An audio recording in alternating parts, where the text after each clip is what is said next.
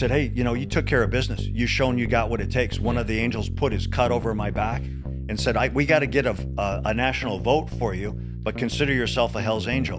What they didn't know is that it was a complete fabrication. This is Inside the Life with Giovanni and Dutch, produced by the Mob Museum, presented by Levy Online and Levy Production Group.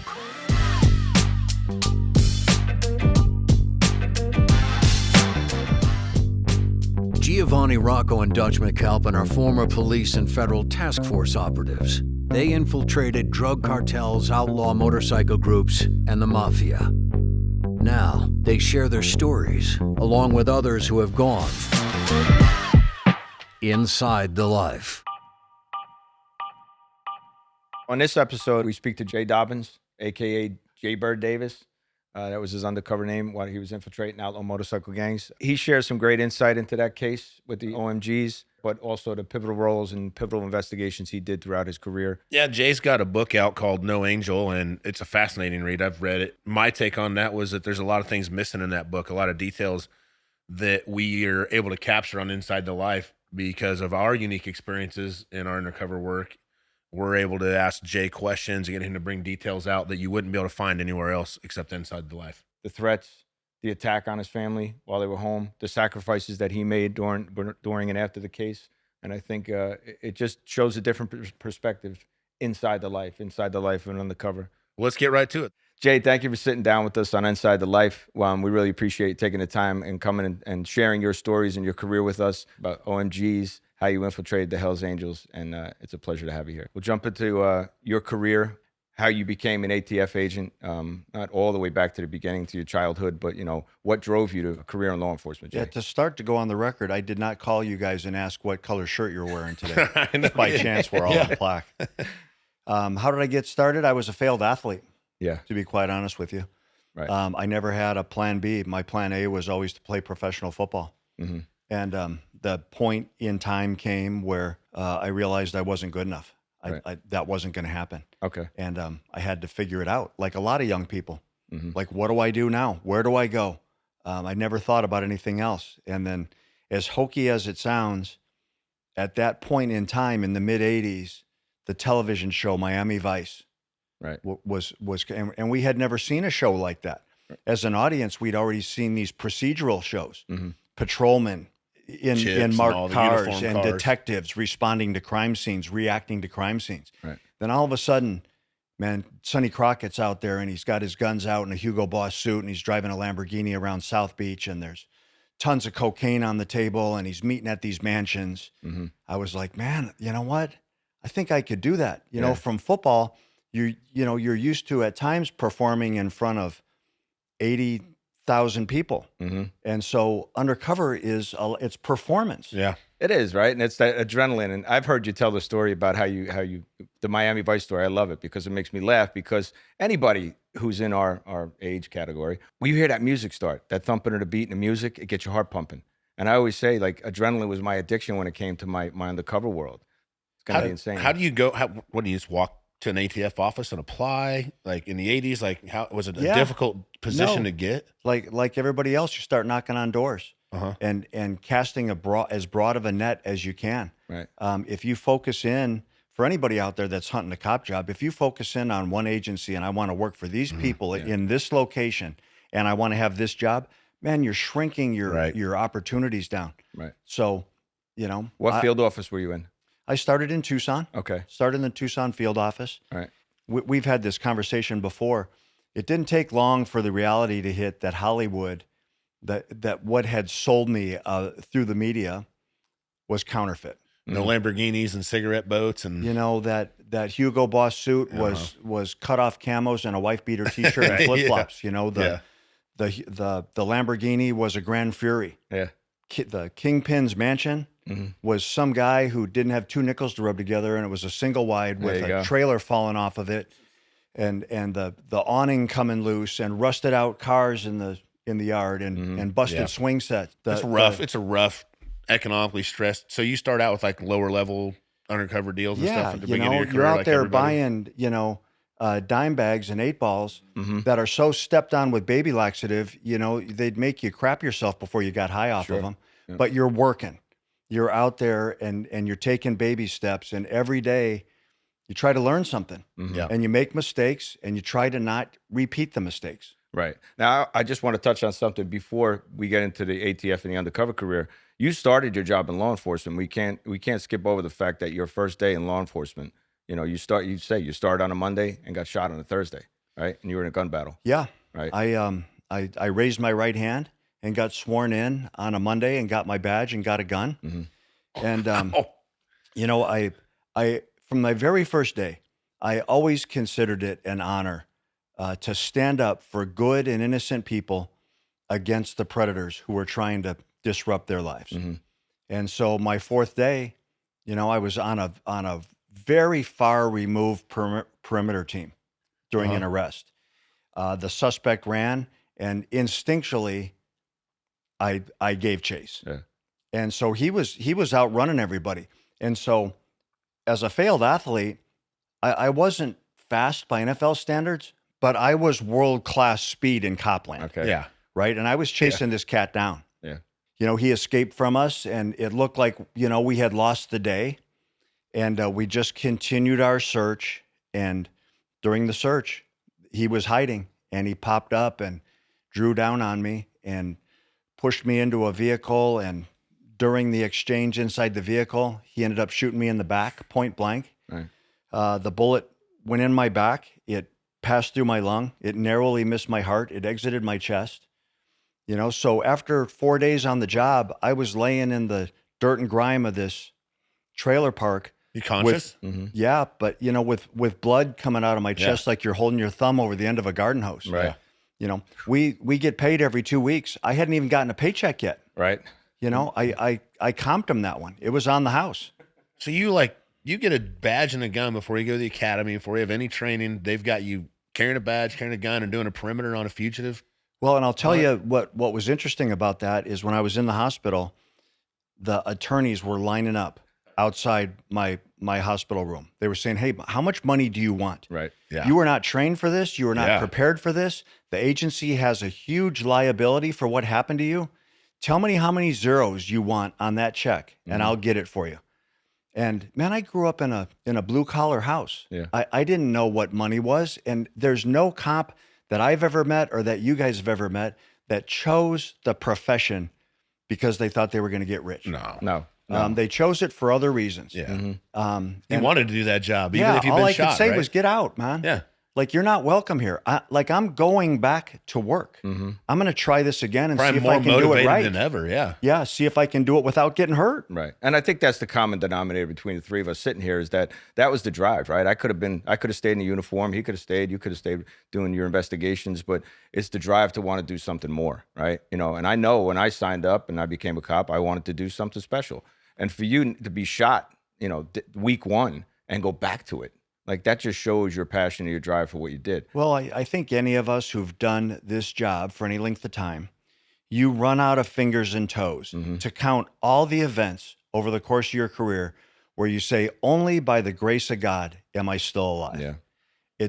They start stacking up. And then cumulatively over a career, over a lifetime, man, those things, they weigh on you. Yeah. They start getting heavy. And that's why I wanted to touch on it, because the mental health side of it, when you had been shot, been in a gunfight, now you go on to move on to the ATF and become an undercover agent. So you put yourself, out of the pan and into the fire. You could have punched out, right? You could have left and done something else, but you go that extra step. What drove you towards the undercover stuff once you're in the ATF? 36 years later, and now being retired for 10 years, I'm thinking like, man, maybe I should have taken that money. Yeah. Of course. But at the time, it was a non-decider. Right. I was going back to work. If nothing else, just to prove to myself that I wasn't going to roll over. Right. The worst 4-letter word anybody can ever say to you, anybody can ever call you, is SOFT. You never want to let anybody say you're soft. Right. And especially in this job, every day. Yeah. You're trying to prove not only to yourself, but to your partners and the people that you work with, your toughness. QUIT. You never want anybody to say you quit. Yeah. Without a doubt. So you go to the academy, and were you like a a star? Like, or like this guy's already been shot. He just come on. Like, I'm imagining Yeah. going through the academy as a recruit. Normally, you're going to get Well, a form of hazing, but they're probably like, let's take it easy on Jay. at the academy, so I'd been through this shooting and everybody was aware of it. Yeah. And there was probably two sides of it, actually. There was probably people who were like, man, this guy's already been in it. Right. And there's people that were saying, like, this dude's a misfit. Right.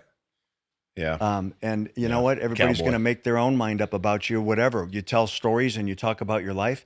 There's people who are going to like it and admire it, and there's people that are going to hate it and demean it. And that's Well, you That's wrote the that, world we you wrote live that in. book, No Angel. I'm sure that, you probably have gotten support and you've got hate and you've gotten threats. And you probably, I mean, when you put yourself out there and you do things, you're going to get good Yeah. and bad from it. I think for any of us, when we're telling a story and we tell it authentically, honestly, with transparency, there's people that are going to admire it and there's people that are going to hate it. Oh, absolutely. Especially. And so if you don't want that risk, if you don't want to deal with that pushback, then don't say anything. Then just keep your mouth shut. Right. And I think it's on both sides. On the law enforcement side, you get that, right?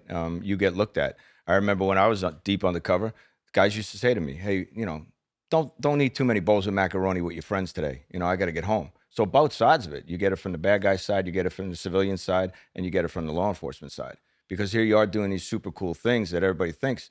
It's not about being super cool. It's about getting the operation done. Well, and even internally, when you're operating, and you guys can attest to this, there's a vibe or a viewpoint of the people we're working on. But you're spending day after day with suspects. And you're not always seeing them in criminal acts. You're not always seeing them doing something despicable or violent. Right. And so when you see behind the curtain, there's people that you develop affection for. Oh, yeah. You can never out undercover the human factor. No. There's Right. people that you grow to enjoy being around. Yep. You build relationships. Yeah. And you build trust and you build communication, and which turns into loyalty at times, which turns into love at times.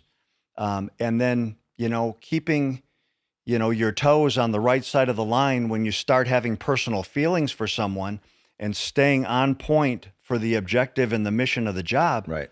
That's a challenge at times. Sure. Did you have any formal undercover training before you got into it? I did not. Right. We have an undercover block program, at our academy, but it's bare bones. Yeah. It's watered down. And that's why I asked, because the three of us had that unique common denominator where, listen, we were just good at what we did. The training came later for most of us. The training came doing reps. We call them reps, doing more operations, getting, going, building your way up. So you started at what levels? Like small levels? Did you do guns, dope? What came first for Yeah, you? that you hit it on the head. The tradecraft, developing the tradecraft of undercover. You don't jump into some major operation and instantly start operating on the highest level. At least I didn't. Nope. Most people don't. Yeah. And every day you build a little more confidence. When I started, I wanted to work undercover. I didn't know if I'd be any good at it. Right. I didn't know if I'd be successful at it. I just wanted to try. Well, yeah. I mean, you're a good guy, and now you're going to be doing criminal things. Like you have to take from those moments. Like you said you bought an 8-ball. It's what, 3.5 grams, small amount of drugs. Those drug dealers are going to interrogate you. They're going to question you. They're going to counter surveillance you. And you're building, like you said, you're building that reputation. You're building that repetition. In those roles, you are sanctioned by the government to live a life of crime. And that in itself is dangerous. Right. Like keeping your focus and and staying in the right direction. And we know people that have skewed out of bounds. Yeah. Sure. It's easy to do. And it's hard, the emotional intelligence it takes, right? To go into a scenario, to sit there and talk to somebody and control the whole room. You're controlling everybody, because if there's an act of violence, like you said, we're given criminal authority is what it was, right? We're given legal criminal authority by a prosecutor's office, by an attorney general's office. And once you're given that, you now have a line. You can't cross that line. Well, as I started on many cases developing affection for someone and starting to like someone, I reminded myself every day whose team I was on, Right. whose team I was playing for. And I also understood that these people who loved and admired Jaybird Davis, the gunrunner, bomb buyer, hitman, debt collector, If they found out that he was Jay Dobyns, the ATF agent, those same people that would step in front of a bullet for you in your when you're in your cover, Right. when you're in your false persona, are the same ones that'll drag a straight razor across your throat if they find out that they've been deceived. Absolutely. Yeah. Yep. You know, well, a lot of times the public doesn't understand. Like when we're working undercover, for Giovanni and I know we weren't just like, hey, put on an outfit and go find out what you can find. You know, did you have like a case team? You know, you said you coach football. I kind of feel like the undercover in a way is kind of like the running back. You know, he gets to do all the fun stuff, but the case team's doing all the hard stuff. So with that coming from the ATF, and we're going to probably start moving into what you're most known for, even though you've done a ton of cases. Had there been an investigative amount of time spent on some of these targets? Like, did someone say, hey, Jay, we're looking for an undercover, someone who can buy guns, buy drugs, buy bombs, and hang with these kinds of people? Because not everybody can hang out with motorcycle club guys. You know what I'm saying? Well, there's I have a two-part answer to that. First, and I think it'll be your guys' experience, there's people who are pure actors, and they actually put on a costume, and then they inherit that persona, Right. and they start acting within that role. Right. Man, I was never good at that. I was just like, what you see is what you get. I had to stay natural and stay authentic because I felt like I was going to get found out if I was trying to pretend to be someone too far out of bounds from who I truly was. And then on any of these cases, there's a massive amount of people behind the scenes that are doing incredible amounts of work. As the undercover, when you're on the point, you know, you get this, you get the credit, you get the glamour, you also take the blame. Yep. So there's a double-edged sword, but there's dozens of people who are working behind the scenes just as hard as you are, making just as much sacrifice, spending just as much time away from their families That count on you. that don't get the credit. They don't get the credit, and they're counting on you to keep the case moving forward. And for every case that we talk about, there's 100,000 cases that no one ever heard of that are equally as amazing. Yeah. And tens of thousands of agents and officers out there who did amazing, remarkable work that just never got publicity for it. So, like these guys we're talking about, though, are they the ones that would like? I'm trying to understand undercover from the ATF side, undercover from the things that you went through, because us three talk about undercover work like the rest of the world knows what it's like. So, did you have a case team that was like, hey, Jay, these guys are selling 8-balls and teeners, such and such? Did they give you some background, some brief, and you could kind of prepare for that role, if you will? Yeah. And with ATF, we have what's called the Enhanced Undercover Program, which is like a specialized team that focuses on undercover work and that has amazing backstopping behind them and gets sent all over the country to different operations. So you receive a briefing packet. This is who we're working on. This is the mission. This is the objective. Now, how are you going to plug Jaybird Davis into this and make this work for us? Yes. And, you know, like undercover's a lot like baseball. You know, you hit 250, you're going to play every day. Right. You hit 300, you know, you're an all-star. You hit 400, you know, you're in the Hall of Fame. Right. And like for us at times, you know, you're batting 900 or 1,000. Every time you go out, you're bringing something home. Right. Every time you go out, you're closing a deal on someone. And then when that starts happening and your reputation gets out there, now everybody's calling because they know that you're a closer. Right. They know that if they bring you into their operation, their chance of success just went through the roof. Yep. Great analogy. Great analogy, because it shows the pressure that's on us as operators. And then you give another case agent, he says, hey, I used Jaybird, use him. You know, I used him in a case 6 months ago. He'd be real good for you. And then you're working for another case agent. He sends you in with a bunch of bullet points and things to talk about, and you don't reach every goal and objective for him. Oh my God, this guy sucks. He's terrible. Why'd you refer him to me? That reputation and that batting average, for me personally, became very dangerous because now I was trying to live up to that batting average. And you have all your peers out there, and you have all these people behind the scenes listening to your wire, watching, recording. They're all expecting and counting on you to close the deal. And there were times when I made decisions that were not smart decisions, that were risk-aggressive decisions outside the realm of what was practical. But I was trying to live up to that reputation of always being the guy that won. And there was times when those decisions for me became selfish. I lost sight of the mission or the objective, and it became selfish. And then and my focus went more to maybe my reputation or what the legacy would be. Yes. And so I'm making decisions that aren't smart decisions. And I'm not considering the people just outside. I'm not considering the people in the hotel room next door that are going to have to come in and clean up the mess. Right. The cover team that's going to have to come and hose my brains off the porch and get some street justice. Yeah. Like, I stopped thinking about those people. And they have families too. Like, they didn't come out there to get in a shootout that Absolutely. day. They want to go home and hug their families. Yeah. They don't care that, like, what my reputation or legacy is. Yeah. And I at times lost sight of that. And that's man, that's a shameful story to tell. That's a humiliating not story to shameful. tell. I think all of us go through that. I guarantee Giovanni went through that. I went through that too. I think they call it lust for the bust. You know, that's kind of a term I've heard before, but it's not that you want to be irresponsible, but you start to feel such an obligation to succeed that you're willing to do anything. And it kind of blinds us, you know. You forget the guy's been out till 3 o'clock in the morning with us, you know. Well, if we're going to sit here and tell glory stories and tell hero stories, which everybody has them, but everybody also has mistakes and things they're ashamed of. And to be honest, if you don't talk about your mistakes with some transparency and honesty, then it takes away from the credibility of the successful operations. Because not everything I touched, turned to gold. And you learn the most from mistakes. The mistakes, I personally feel in my career, 30 years, you learn from other people telling them their mistakes and your own. I own my mistakes and I tell my stories. They're embarrassing, but you know what? And when somebody else is in that position, they're going to think of what you told them. Historically, through the lessons learned over time, it's changed the way we operate. People died doing things that we say, like, look, don't do that. Yeah. We don't walk into a hotel room with $50,000 in a suitcase because people have, had their heads blown off for it.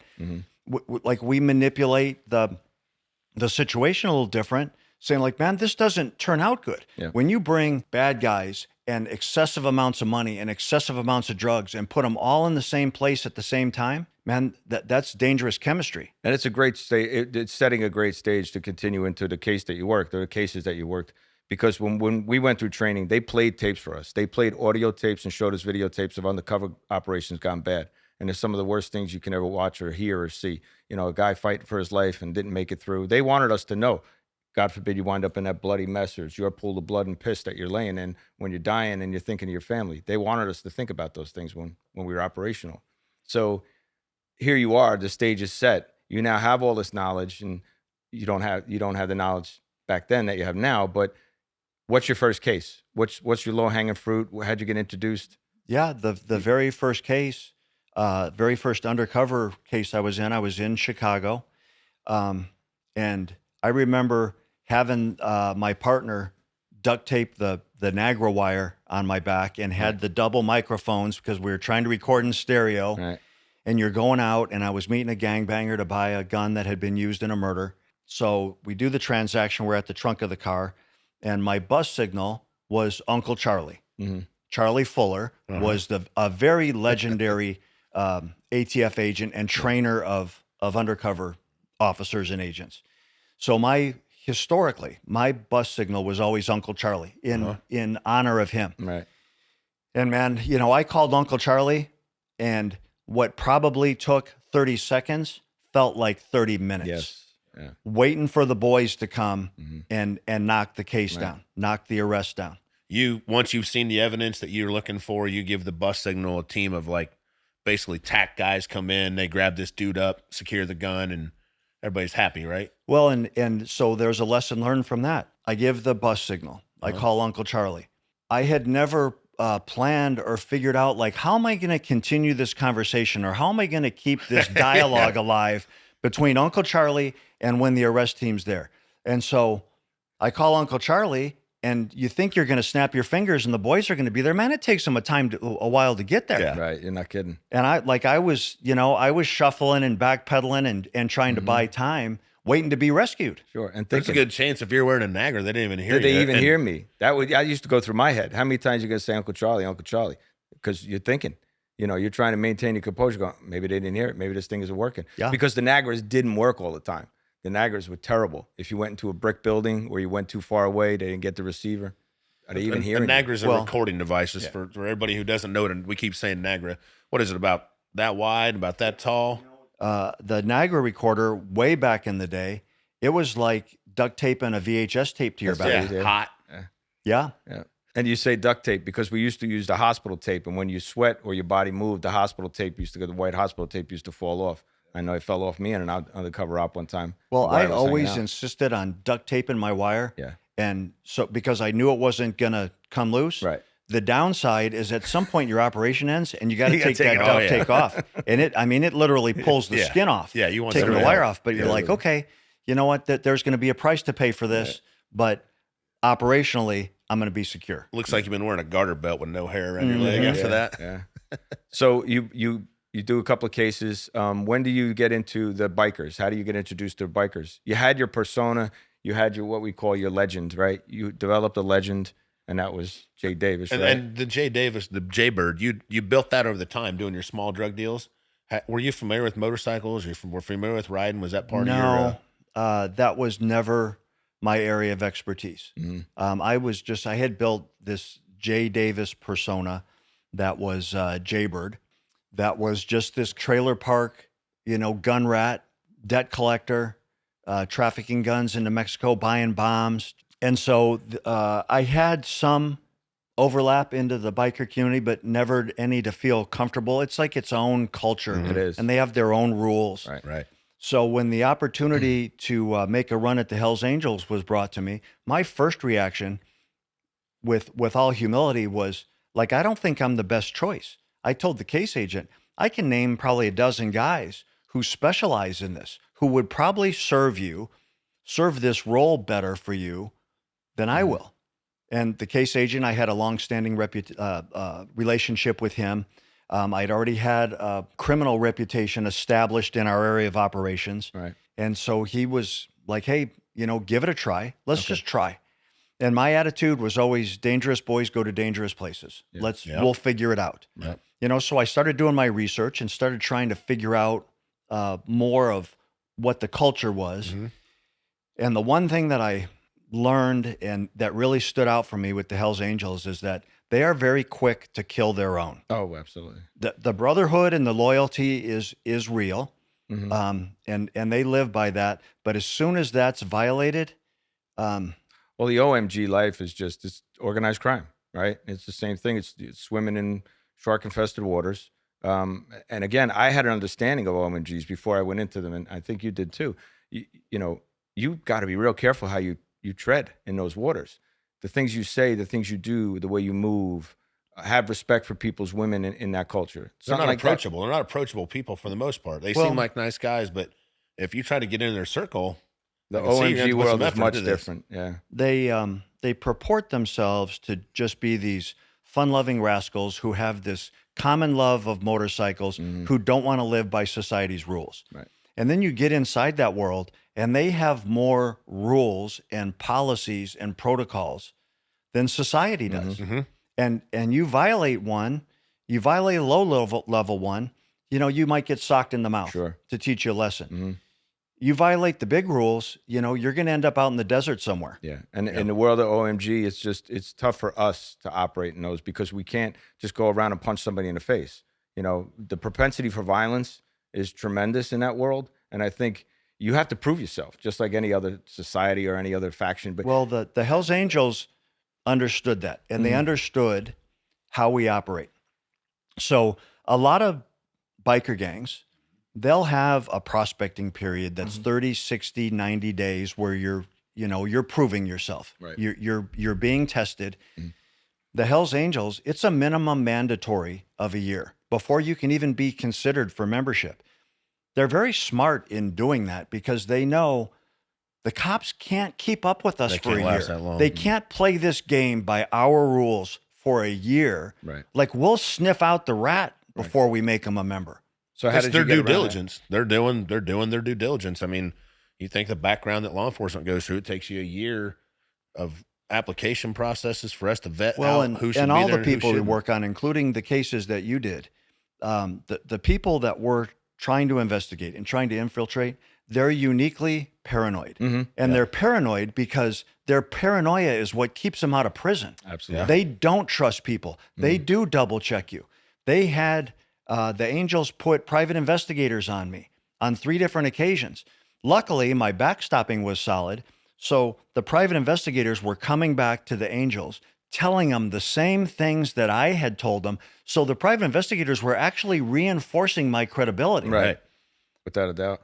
It was good they were there in your case because it put them at ease. It probably allowed you to ask more questions and have the right to get involved in the business. Yeah, and I think that's why it's important for us to be like entirely solid in our cover stories, entirely solid in your backstopping, because one mistake is all it takes. Right. A lot of times our bona fides is built up by informants, right? Human sources. I know when I did the OMGs and a lot of organizations that you do long term, you want somebody to vouch for you. That vouch is the biggest thing. So now you not only are they looking at you, but they're looking at the guy that vouched for you. Did you have somebody vouch for you in the case? Absolutely. And there was people that I focused on that I knew that if I could win their trust, if I could win their loyalty and establish a brotherhood with them, that they could open doors for me that I could never open for myself. Right. So if I befriended someone of influence and that guy went out and said, hey, look, I know this guy, I trust him, let him in.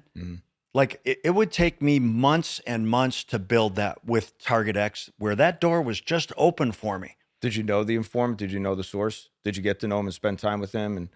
Or was it a quick throw you in and... Yeah, we had a couple of informants, but they were pretty quickly eliminated. You could cut them out of your business and remove once them. they'd made your introduction. You were able to continue on. We your had own. one that kind of opened the door for us and got us rolling. He was a management nightmare, and we removed him from the case. And then we had an informant that was very much embedded with the undercovers and became part of the undercover team and developed love and loyalty and trust in him. And probably, you know, if you go to training in the academy, they're saying never let your informants get too close. Never get too close to them. Never give them too much trust. I violated all these things with this informant. He was my brother, and I was going into life and death situations.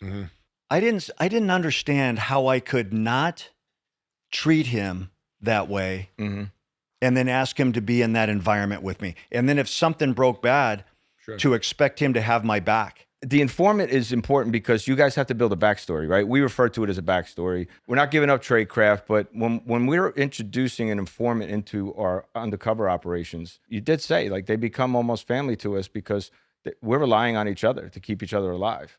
They might be the guy. Listening to you describe it, I was triggered and I thought about one of my first OMGs I did. It was the informant who saved my ass. Like I went into a 2nd-story apartment. I walked in, met a guy that was with the club. And the first thing he did was lay out different levels of marijuana and said, we're going to smoke every one. And then you could tell me which one you're going to buy. And the informant was the one who saved my ass and talked me out of it. I was in my early 20s and I had no training. So was that, what kind of informant? Was it a top echelon informant as the FBI has, or what grade, like what level of informant was he? You know, that was a great analogy to lead into that. The informant that we used in the Hells Angels case was a dope expert. Okay. He helped the undercovers avoid the drug use. Part of my cover story was that's not my thing. You know, like I'll buy it and sell it and move it around. It's like I'm not a drug user. And there's times when you're having a gun held to your head and someone's like, hey, you're going to be a drug user today. Especially you're going to prove yourself. Right. You know, and then I remember at one point I got a gun held to my head and the line's cut out there and my fingers start creeping towards my gun. And the guy says to me, let's see if you can outdraw a trigger squeeze. You want to pull that gun? Let's see if you can outdraw a trigger squeeze. Your source, your informant said that to you? The suspect. Oh. And the informant's like, hey, time out, man. Everybody chill out. And he jumped on the line. Right? And I'm like, took it for you. You know, everyone's like, man, take a deep breath. Yeah.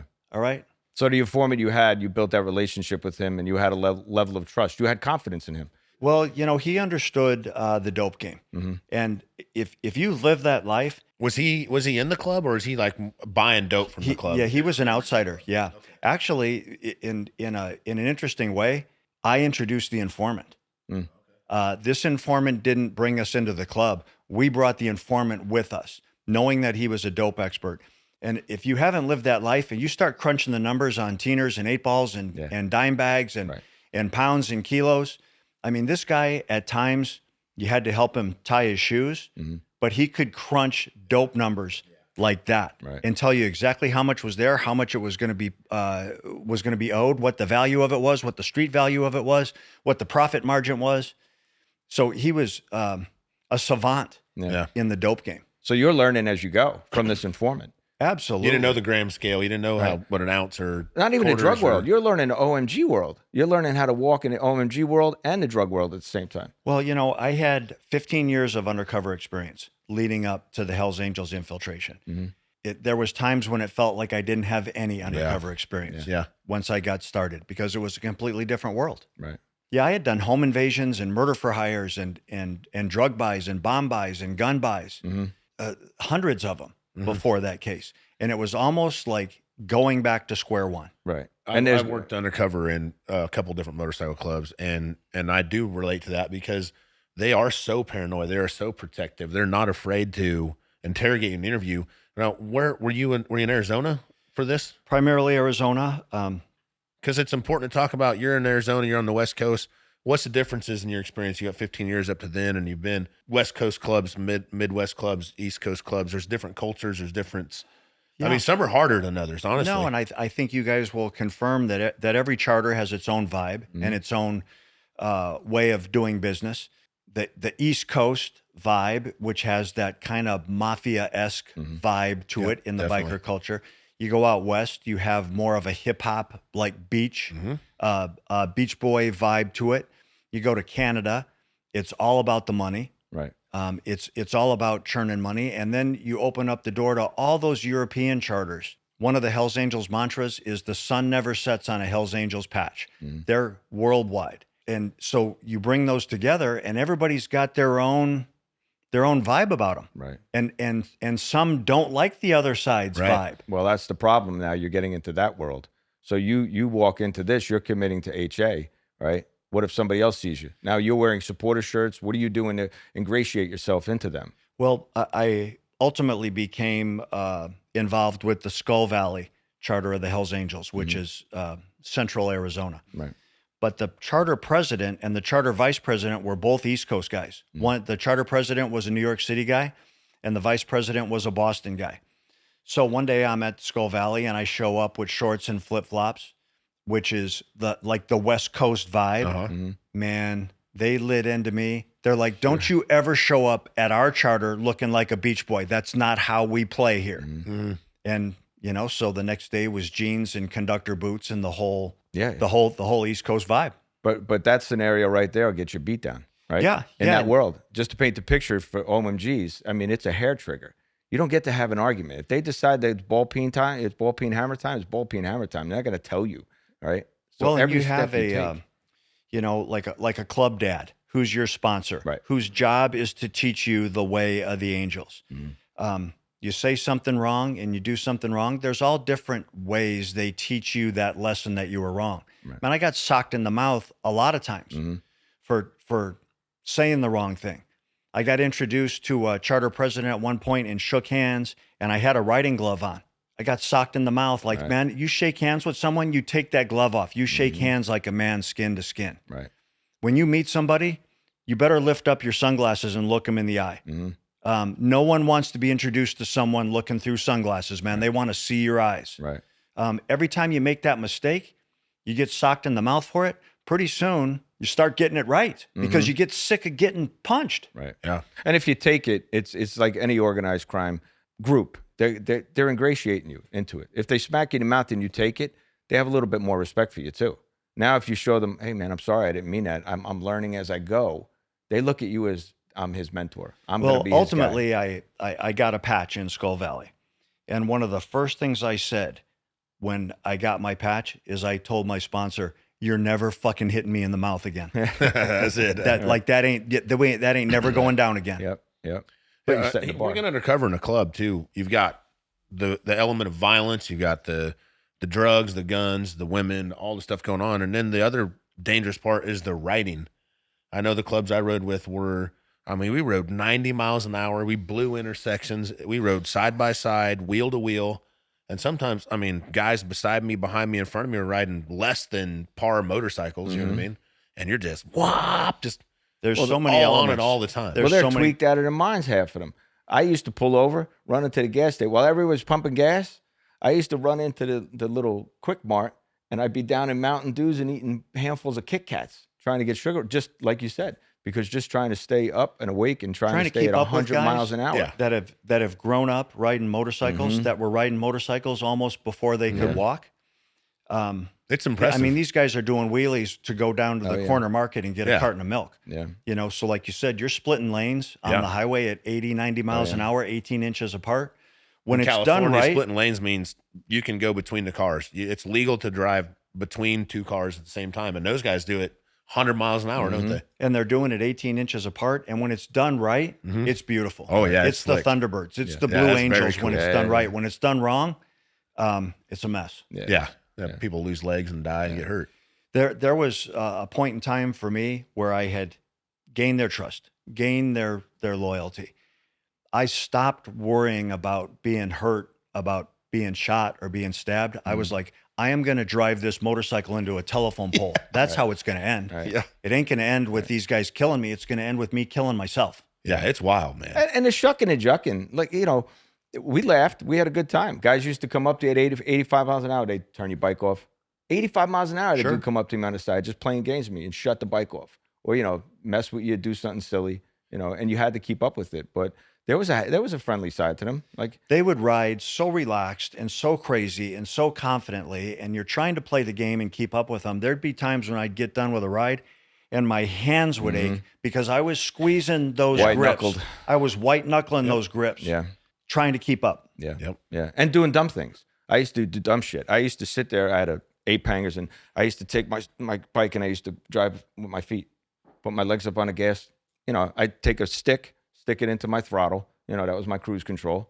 Doing dumb shit, just trying to show these guys. Like, I can't sit here and get high with you, but I'm crazy. I'll show Yep. you how crazy and stupid Well, and I then am. you got a surveillance team. You know, you're still trying to collect evidence. You're still trying to get the photographs and document everything. And your surveillance team can't keep up with You're right, 35 right guys next riding to 100 guys, miles an hour. you know, on the highway at 80 miles an hour, and a guy like wedges his throttle closed and reaches in his cut and lights a cigarette. Oh, yeah. And you're riding next to him like, Yeah. look, you want to kill yourself? That's one thing, man. But like, you're going to kill me. Yep. Right. You ingratiate yourself. How long did it take for you and the informant to get into them, and what business were you there for? Like, why did they What look was at the Jay? scope? Why did they look at what's Jay your Davis? objectives? Well, there was actually 2 infiltrations within one case. Mhm. We infiltrated a biker gang known as the Solo Angels in Tijuana, Mexico. Mhm. And that was not to work the Solo Angels, not to investigate Right. their crimes, but was to use that patch as credibility in the eyes of the Hells Angels that we were already part of that culture, part of that world. So once we got inside the Solo Angels, we started showing up in Arizona, and it's this new club with a new patch, and the Angels, like, you do not do that, at least in Arizona, Gotta have without their right? permission. Yeah. So you did it to get their attention. And so we asked their permission. We're very humble and gracious about it. We want to be here. We're with you guys. We support you. We're going to follow your instructions, and we're taking guns from Arizona where you can buy them cheap and running them into Mexico where you can Okay. sell them Okay. high. And that was the intro. And the Angels sanctioned us to be gun runners. Right. And we were paying tributes to them. Right. We would do gun deals or do pseudo gun deals and then pay a tax Mm-hmm. to That the Hells works. Angels That works. Sure, it works. that for credibility. And that's the way the street works. It's hard. Sometimes it's hard to make a gun deal seem real. You know what I mean? Like, it's not illegal to buy a firearm from somebody else, right? And so if they're not a felon or they're not involved in some kind of criminal conspiracy, but just buying a gun isn't going to do it. But when you add in that you're going to take them across the border, was that the criminal element that you guys needed? You know, I'd allow them to see me in gun deals, Mm-hmm. in gun transactions. A couple weeks later, if I hand you an envelope that's got $1,000 in it, saying like, man, that was, you know, this is my tribute. This is the tax for allowing me to operate under your umbrella in Arizona. Yeah. Like, thank you. And I'll have more soon. Yeah, very much like the mob. You know, as long as you pay your tax, you're good to go. What kind of guns were you buying? Were they like any high level guns or just regular old street guns? Yeah, everything from rusted shut Saturday night specials to shoulder launched rockets, man, and everything in Really? between. Did they ever come to you and ask you to buy? Because as an undercover, you can't sell to them. Yeah, Yeah. there was people that Wanted to buy guns from wanted you? guns, and I had a cover story though. Yeah. I was prepared for that. I knew that would come. Okay. And I was like, look, what I get, it's spoken for. Right. But when I get it, once I put my hands on it, it's already spoken for down south. Mm-hmm. And here's who we don't want to mess with. You guys are some bad cats. What we don't want to do is piss off the cartel. Yeah. If they're expecting a gun load Right. and it doesn't show up, and if it doesn't show up the way I say for it's my going to show business. up, Yeah. you know what? They're going to come back and get a piece of my ass. Mm-hmm. That's very believable. That makes that story sellable. You know what I mean? Like, oh, well, Yeah. yeah. Hey, that's how I survived in a mob. You know, when they shorted me or they gave me bad coke or whatever I was buying, if I was buying drugs or a product, sorry, this is going to Dutch. And I legitimately used him. He was my out and I was his out at times. And I was saying, when they gave me bad dope one time, I said, are you out of your mind? Are you crazy? These guys are going to come asking who you are. They're not going to be mad at me. This lunatic's going to be looking for you. Yep. So you have to have that deflection. It's You know? nice when somebody else doesn't play by the rules. The cartel doesn't care about patch rules and club laws and all that stuff. It can protect Well, and as you you a little guys bit. know too, when you're buying street level dope, it's a different game than when you're Yeah. buying cartel level dope. Yeah. And so on the street level, you know, people are always trying to push bunk on you. Yeah. Yeah. And so, okay, so how are you testing it? How are you confirming it? Are you waiting until your pseudo buyer comes back to you and says, man, that was a bad batch? Yeah. Right. There's a lot of moving parts. Yeah. There is. So you make your way into them, and then how long did that take, time-wise, time frame? What are you looking at? Months? Well, yeah, from beginning to end, it was a 2-year investigation. From the initial handshake to handcuffs right. was a 2-year investigation. Was there ever a time during that investigation that you felt threatened, like maybe your cover was almost blown, or, you know, people after that length of time, somebody's going to start asking questions like, I never heard of this guy. Well, what about this? there was a time where my cover was compromised, and I would love to have blamed it on somebody else, but I can't. I have to blame myself for it. We had the Solo Angel infiltration, and that was for the purpose of charming the Hells Angels. Right. So once we got in and made our way into the Solo Angels, under the promise that like we're going to be sending money down to you too, we had accomplished what we wanted to with them, and I neglected and ignored the Solo Angels. You forgot to pay the Solo Angel. Where I should have kept that alive and I should have kept them happy. So a Solo Angel in Tijuana tells a Hells Angel in Phoenix, man, these guys made promises that they're not keeping. I don't know if I trust them.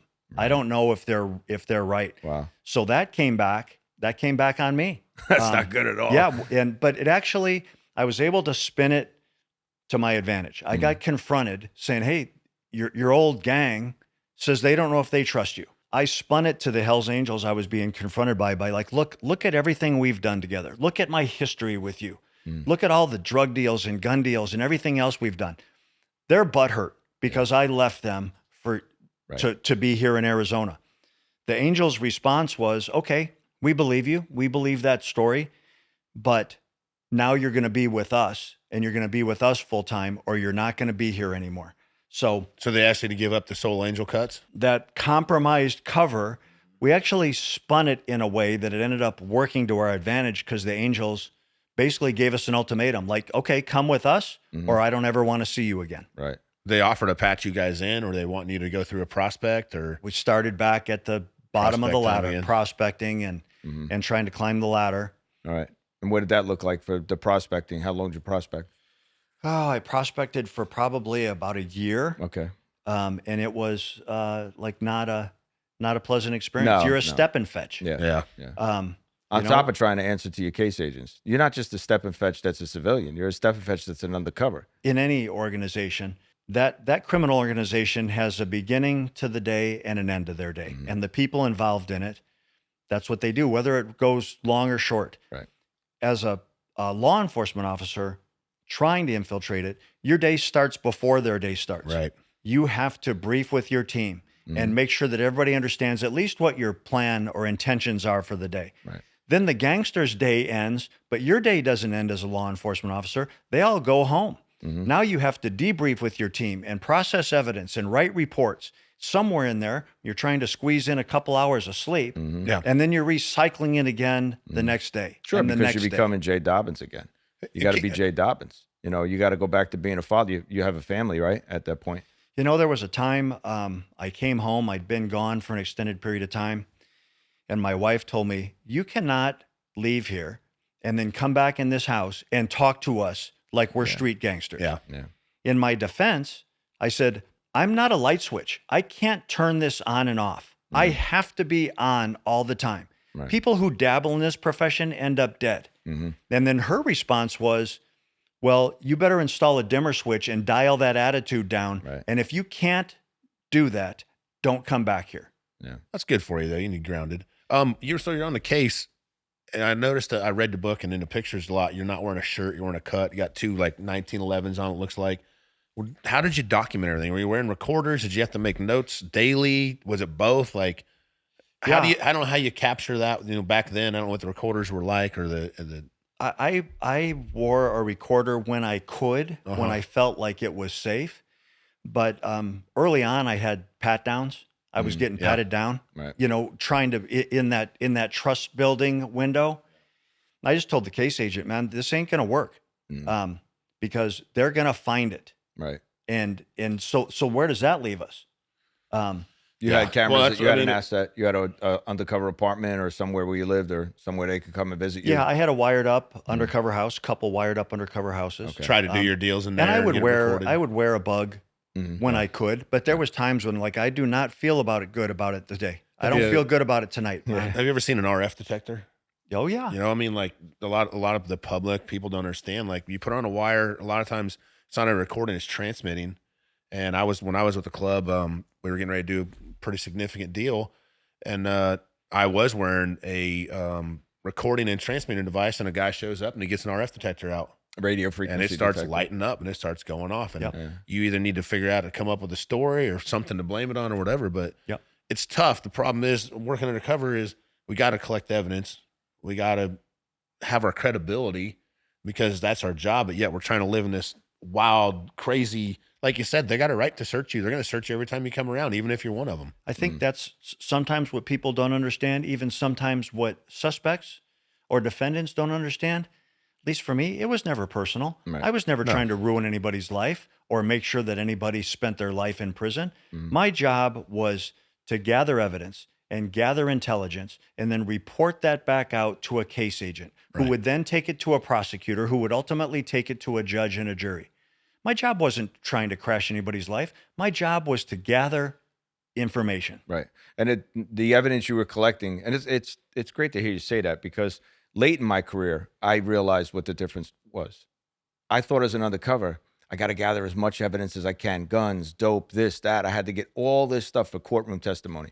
Much later in my career, it was the intelligence that you gathered. So a successful operation might not be about the evidence you get. It could be about the intel that you gather, about that organization, what you bring to the table. You know, it's not always about having a table full of, press conference style drugs and guns and this and that. A lot of times you're just eliciting conversation. Yeah. So the intelligence, the intelligence you're building on them at the time. Well, and no one ever went to jail for what they didn't say. Right. Yeah, true. Yeah. So what evidence were you gathering? What kind of dope? Were you doing dope deals with them? We were eventually? doing drug buys, narcotics buys, gun buys, Right. bomb buys. We got sent on a murder for hire Right. a couple different times, which, is its own problem and its own story, trying to like diffuse that Yeah. murder for hire So the case can keep going. You and can't let it continue happen. your investigation. Home invasions. We had guys that we had to pull their patch, members that had violated the rules and were getting kicked out. So like we actually did almost the equivalent of a Hell's Angels search warrant. Go to some member's house, toss his house, take all his Hell's Angels paraphernalia, take him to the tattoo shop, have his ink covered over, seize his motorcycles. I actually was thinking like I've done this before. I've just done it with a badge hanging out around my neck. Right, same thing. Yeah. Yeah. Yeah. You talked a little bit there about how the undercover's job is to collect the evidence, to collect the intelligence, and then it goes to a case agent. The case agent puts it into a case file and offers it up for prosecution to a prosecutor. And I look back over the years that I worked, and I don't know what happened to all of those defendants. I don't know what time they got. I don't know if they were indicted, but I think it's important in your book you bring up that a lot of the indictments in this case were dropped or dismissed. And I think it's important for you to have that platform to say, what you feel about that. You know what I mean? Because it can impact you. You put 2 years of your life into something. You know what I mean? Well, I from a defendant's perspective, it's very personal. They're hurt. They've been betrayed. They gave you their trust and their loyalty and sometimes their love, and then you betrayed it. From the undercover side, it's not personal. Never set out to crash anybody's life. Right. But yeah, at the end of the case, unfortunately, actually, the good guys couldn't get along between the agency and the prosecutors and multiple different investigations going in different parts of the country. Yeah.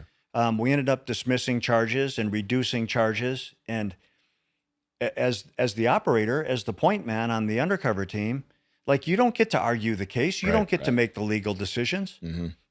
It's very frustrating to see something that you worked on that long and that hard start to unravel. Right. After all the blood, sweat, and tears and risk and time away from your family and missed opportunities with your kids, to see it crumble to some extent. Yeah. Super frustrating. The case goes for two to almost 3 years, right? 2.5 years? 2 years. 2 years. How does it come to a conclusion? Yeah, let's talk about, did you end up getting a patch ultimately? Were you ultimately getting a patch? The case was coming to an end. Yeah.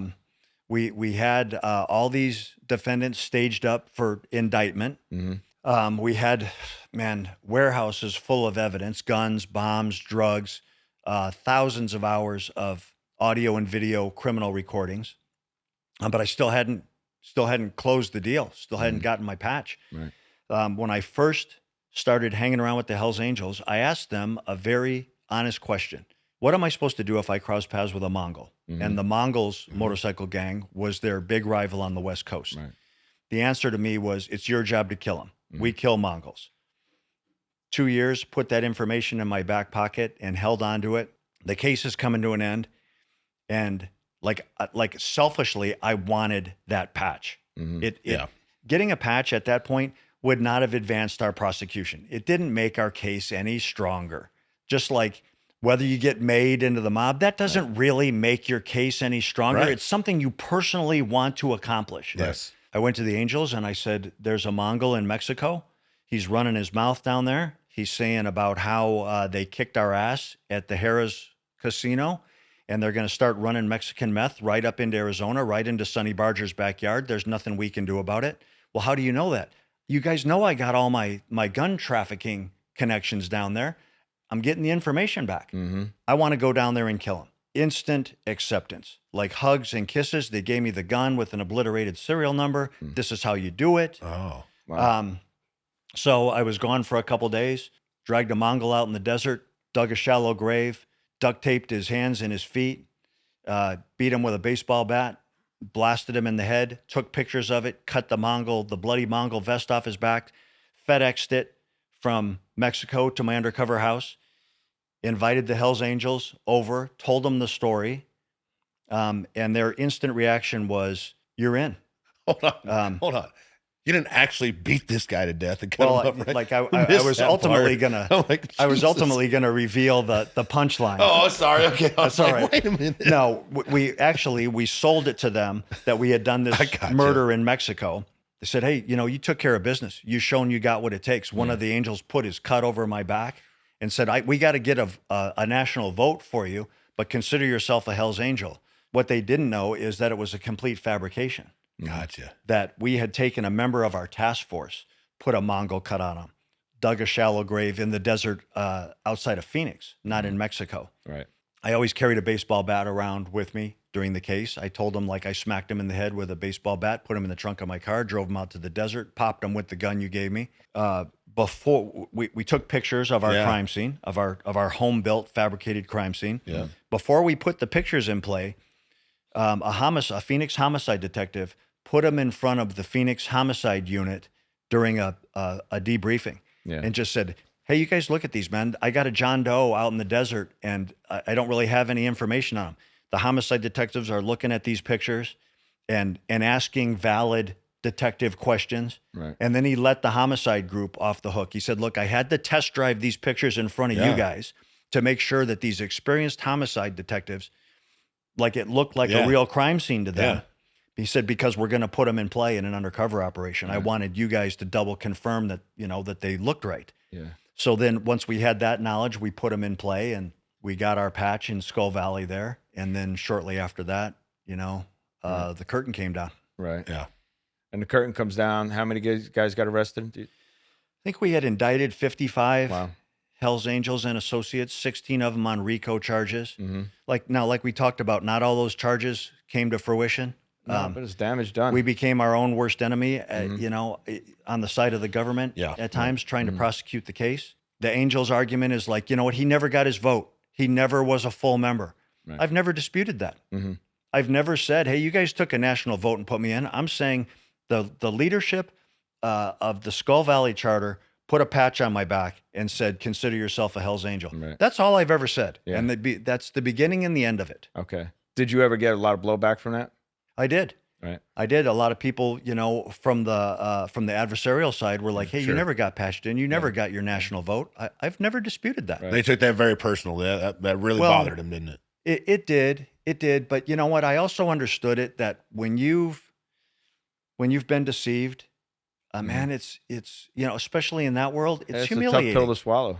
And at the same time, I never set out to humiliate anybody. Right. My It wasn't objective personal. was never to embarrass them. Right. Right. And and people in general, like or some people are opposed to deception, the use of deception by law enforcement. Here's the thing. I wasn't a participant in the casino riot. Mm-hmm. I didn't cut Cynthia Garcia's head off in the desert. Right. I wasn't the one selling guns and bombs and drugs and doing rapes and extortions and gun running and prostitution and all this. It was my job to investigate that. Right. They know that we're out there. Mm-hmm. They know that there's good guys looking for the bad guys. Right. There was no secret. Mm-hmm. They got. Yeah. Now that you mentioned this shooting. In That Laughlin, shooting. right down the road. That was, so did you get, that was when you were under with them, right? There was two kickoff events that really pushed us forward in the investigation. The riot at the Harris Casino, where the Hells Angels and the Mongols got in a massive shootout in Laughlin, Yep. and the murder of Cynthia Garcia, which Okay. was a lady that ended up at a Hells Angels party in Mesa, Arizona. She said the wrong thing at the wrong place at the wrong time. The Hells Angels boot stomped her to the brink of death in the Mesa clubhouse. Then they rolled her up in an old piece of carpeting, put her in the trunk of a car, drove her outside of Phoenix to the desert in Apache Junction and cut her head off. Wow. So the body was recovered. There was information coming in that the Hells Angels, it was done at the hands of the Hells Angels. Right. So those two events, we were already rolling, but those two events helped sell the case to our headquarters. Okay. It put us in a position to saying, like, we have to investigate these guys. They're operating violently and with impunity, at least out west. Like, what are we going to do about it? Right. If we're the violent crime police, ATF sells themselves on being the federal violent crime police, then let's live up to that. Let's live up to what we tell Congress and what we sell the public. Yeah. Like, let's go investigate this. Yeah. It's interesting. We on Inside the Life, we interviewed another guest named John Gleason who prosecuted John Gotti, and more than once during that we talked about, he's the prosecutor. He's the guy who's putting these bad guys away, and sometimes the public image or the perception is, well, they did, but they did good things too, And with your club, the club you investigated, do you feel that? Like, was there anything they were doing that was good? Well, they do their toy runs, their toy drives. They collect teddy bears for sick kids and take them to the hospital, and they do blood drives. I'm not going to dismiss that's Right. not a good thing. But I'll tell you this, I was on toy runs where I was doing meth deals in the bathroom at the hospital as we were delivering teddy bears to kids. One of the biggest promoters of the Hells Angels toy run in California was convicted of illegally cremating Hells Angels that had been assassinated, where they had killed members of their gang, Right. and then put them in what they called the pizza oven and incinerated these victims I mean, this is a guy who's promoting the toy runs yeah. and saying, "Hey, look, like we're so misunderstood. No, we're just these historically- lovable guys that like riding motorcycles." They're murdering their own members and then illegally cremating them. So you can't have it both ways. No, Right. it's just to mask it. Escobar politics and giving away turkeys at Thanksgiving. Again, mobsters did that. It's just a way to mask it and just a way to show the public. You can't when have they it love. both ways. No, any criminal organization does that. Well, I mean, I think it's important to talk about it because there's always that pushback, that feedback. Well, they're not all bad guys. They're not all bad mobsters. They're not all bad motorcycle club guys. Well, and there's people that are going to say, like, I crossed paths with the Hell's Angel, and he was the nicest guy. He was charming and funny, and he helped me, changed my tire, whatever. And then my reaction to that is like, did you ever get involved in a drug or a gun deal with him? Did you ever cross him?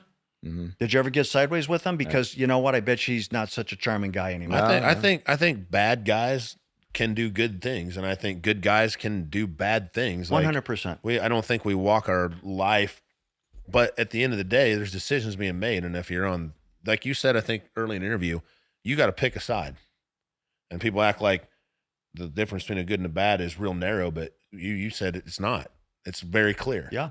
You kind of get the most notoriety for your case against the motorcycle club, but of all the years and all the time you spent in the ATF, surely I know you had a lot of other things happen in your life, cases that you worked. What's some of those examples? Well, I was reactive to ATF's raid on the Branch Davidian compound in Waco, Texas. I was reactive to the Rodney King Los Angeles riots. I was reactive to the Columbine High School massacre, which my DNA changed that day. Yeah. It's life altering. I worked the point on an undercover case where we infiltrated a militia plan to bomb 3 Las Vegas casinos. And so disrupting that, there's no crystal ball for us in law enforcement. Right. There's no way of predicting what you do today, what it prevented tomorrow. Right. So infiltrating that bombing scheme, we knocked that thing down before it could happen. Yeah. But had this guy executed his scheme and to set off C4 devices in multiple Las Vegas casinos, you can only speculate on the death and destruction that would have caused. Without a doubt.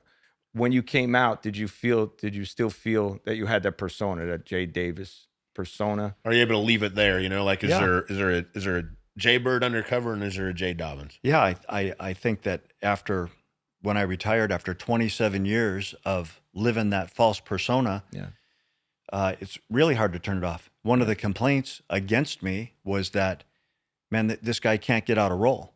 And I resisted that. And it took me a while to understand, like, man, that was a valid complaint. Like, it's really hard to turn that off. Very hard. Because you've had to leave it on in order to stay alive. Yeah. And it's like we said with that story with my wife, you're not a light switch. You don't just turn it off. And, like, I try to keep Jaybird buried because I don't like him. Right. Yeah, you said you're tired of telling your story. I don't like Jaybird. I don't like how he treats people. I don't like how he talks to people. If the environment's right, like, Jaybird can still pop out, but I don't like him. Right. Exactly. Yeah. Now you mentioned your wife and the family, and I don't know if everybody knows, but after the case was over, you had threats on your life and your family's life, right? You were receiving death threats? Well, when they found out that Jaybird Davis, the gunrunner, debt collector, hitman, was Jay Dobyns, the ATF agent, man, the tiger doesn't change his stripes. These guys have their PhDs in violence and intimidation. So the murder contracts were out. I was greenlit. They were picked up by the MS-13 and the Aryan Brotherhood in 18th Street, amongst other, lone wolves that wanted to make their bones. Right. And so it was it was a tough time. Yeah. Did you go back to work or did you spend time with your family? How did that work? Because eventually your house was firebombed. Yeah. Right? Well, I ended up very much, unfortunately, I ended up in a dispute with ATF because they didn't react to the threats properly. They didn't do anything to cap the threats off or investigate them fully. They were just allowing them to linger. And so I complained about that. I actually got in a fist fight with 3 Hells Angels on a Southwest flight on an airplane. No one did recognized anything. you? Huh? They recognize you or something like Yeah. that? Some Arizona guys you've been Yeah. dealing with? Really? Wow. Yeah. Wow. You know, that was ignored. I complained about it, and in retaliation, ATF withdrew all my backstopping and took away all my cover documents. And so all my personal information, which had been previously disguised, was made open source Wow. and publicly accessible. 3 months after that, my house was burned to the ground. ATF doubled down on me again and built a task force and tried to frame me as the arsonist of my house. Really? So, man, it was Were a you very, home when the house was burned? my family Your was. family were. They Yeah. were there. So it was a very tough ending. But I will say this, that like the way that I was treated by ATF, that's not ATF as a whole. I love ATF. I was under the control of a handful of like really corrupt, criminal, out of control executives Yeah. who felt like they could do whatever they wanted to do to you. Right. And these were the same people that were running ATF's Operation Fast and Furious and running guns, allowing guns to be trafficked to the cartels in Mexico. Yeah. So they were an out of control group of executives Yeah. that That's were doing the terrifying. things to me It that is were terrifying. being It's done. terrifying. You're supposed to be working for the good guys, and now you can't tell the difference between the good guys and the bad guys. So it's not all of ATF. It was a handful of ATF. Well, I wasn't a perfect employee. I would not have wanted to manage me. Like I ran as hard and as fast as I could for as long as I could. But like I didn't have that coming, and my family didn't deserve that. My family deserved for the agency to have our backs and to investigate those threats and to help protect us. And they did the opposite. And you know, there was a heavy price to pay. Right. How are you and your family now? Do you have peace now? Can you move on from it and feel content? You know what? I live, I don't live in fear, but I live with caution. I've seen firsthand what these guys are capable of. I know what they can do and I know how they do it. I try not to put myself in a bad spot. I try not to be in the wrong place at the wrong time, because that could turn out in an ugly way. I'm not trying to poke the tiger. Even by doing this interview, I'm not trying to poke the tiger. I'm telling a story. Yeah. Well, I think that's the story, right? Is the sacrifices that you took, that your family took, all of our families, having to deal with us on a daily basis. Deep covers are different than your typical undercover. Deep cover is much different. And the families that have to live with us, it's like living with a bipolar grizzly bear. You know, that's, you don't know whether it's going to bite your head off or a tiger or something. You know, it's not easy. And the sacrifices you make, you sacrifice your life, you sacrifice your family, you sacrifice your happiness. And then when it's all said and done, people are looking at you going, well, you did it because you wanted to be cool. You did it because of this. And the bad guys are mad at you. The bad guys put a hit on you. Yeah. That the Hells Angels case ended 20 plus years ago. Yeah. So they don't forgive. They don't forget. Right. They're the kings of the mountain in biker land. Yep. They're there for a reason. But at the same time, I think they've come up with new and better people to hate. Yeah. Yeah. And Other they've- people have crossed them by they've now. got lots of their own problems to solve. There's lots of moving parts that they're trying to figure out. Right.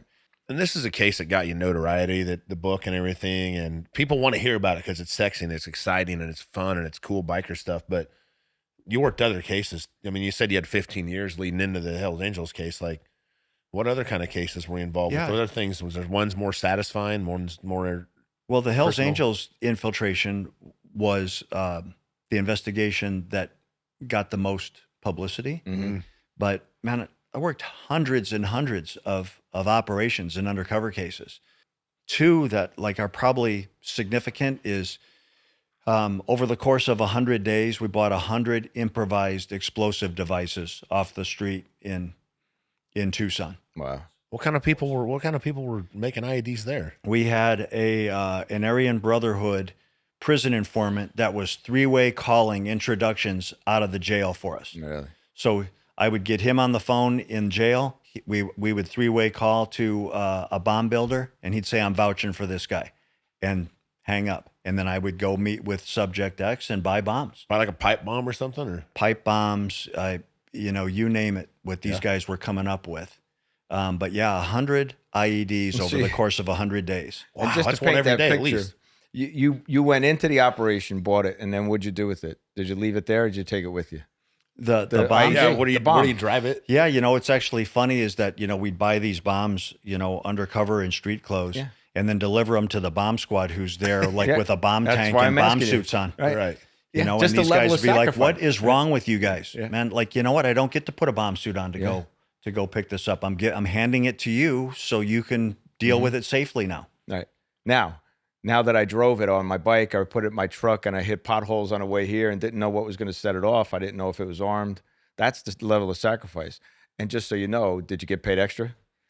If you went out and got a bomb, did you get a bonus? Pay, you get no Oh, you didn't overtime. you didn't get a Christmas bonus for an extra bomb? No. No, and that was, that's, I think when you accept the job that way and that there's going to be people that are never going to leave the office. Right. And they're going to get paid exactly the same amount as you do. Right. And as we know, that there is no glamour in it. No. You might think there is. Like when I started, I might think it's glamorous. It's not glamorous. It's a nasty, dirty, bloody, vomit-covered scab of a life. It is. But when I realized that, I still loved it. Yeah. I still loved it. Because that was our niche. I was a good homicide detective. I was a good anything, bunco, burglary, sex crimes, anything I investigate. I was a good cop and I was a good investigator.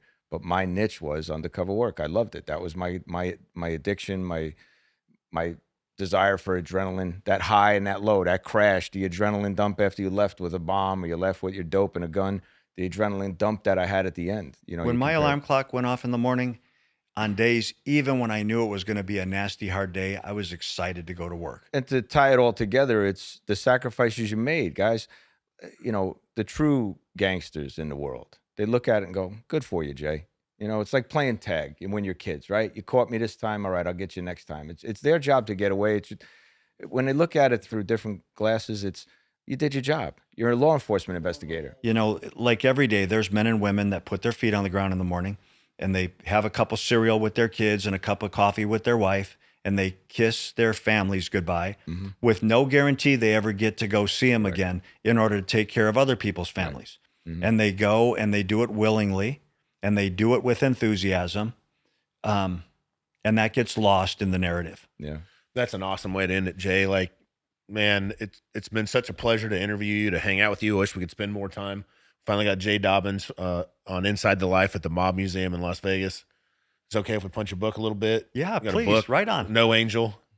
I've read it. There's pictures in it too. It's kind of cool to have those images to go along with the story. I'll tell you a good No Angel story is that when things were breaking bad at ATF, the supervisor said, you're on your own.